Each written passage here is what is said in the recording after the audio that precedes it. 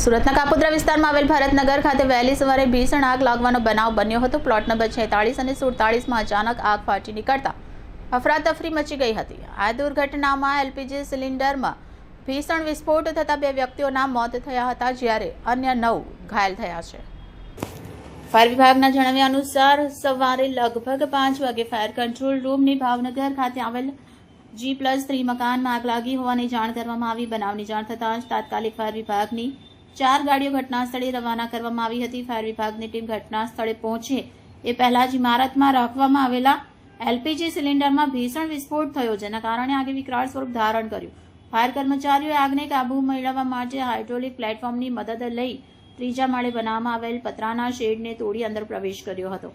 આ દરમિયાન ફસાયેલા લોકોને સલામત રીતે બહાર કાઢવામાં આવ્યા હતા। બચાવ કામગીરી દરમિયાન કુલ 11 લોકોને બહાર કાઢવામાં આવ્યા, જેમાંથી 2 લોકોના મોત નીપજ્યા છે, જ્યારે 9 લોકોને સામાન્યથી મધ્યમ ઈજા પહોંચતા સારવાર અર્થે હોસ્પિટલ ખસેડવામાં આવ્યા। ફાયર વિભાગે ઘટના સ્થળેથી કુલ 8 એલપીજી સિલિન્ડર કબજે કર્યા, જેમાંથી 2 સિલિન્ડર વિસ્ફોટ થયા હતા। આ તમામ સિલિન્ડર વધુ કાર્યવાહી અર્થે પોલીસ વિભાગને સોંપવામાં આવ્યા છે। પ્રાથમિક તપાસમાં ઇમારતમાં વિવિધ ખાતા ચાલતા હોવાનું પણ સામે આવ્યું છે। પોલીસે અકસ્માતની વધુ તપાસ હાથ ધરી છે। જી સર, બનાવ હતો કઈ જગ્યાનો છે ને કેટલા વાગ્યાનો? સવારે 5:30નો બનાવ છે। આપણે ભરતનગરમાં ખાતા આવેલા છે, ખાતા નંબર છે 46-47। તેમાં કોઈ અગમ્ય કારણસર આગ લાગેલી, જેની અંદર વિભાગને જાણ થતાં ફાયર વિભાગને તરત જ 4 ફાયર સ્ટેશનની ગાડી ઘટના સ્થળ પર મોકલી આપેલી। ત્યારબાદ સિલિન્ડર હતા જે બ્લાસ્ટ થતા હતા અંદર, અને 8 સિલિન્ડર અમે અત્યારે હાલ ઓલરેડી કાઢેલા છે, જેનો કબજો પોલીસને સોંપેલો છે, જેમાંથી 3 સિલિન્ડર બ્લાસ્ટ થઈ ગયેલ છે। અને ખાતા છે બંને 46 અને 47, જેમાં ત્રીજા માળ ઉપર એ લોકોએ પતરાનો શેડ બનાવેલો છે।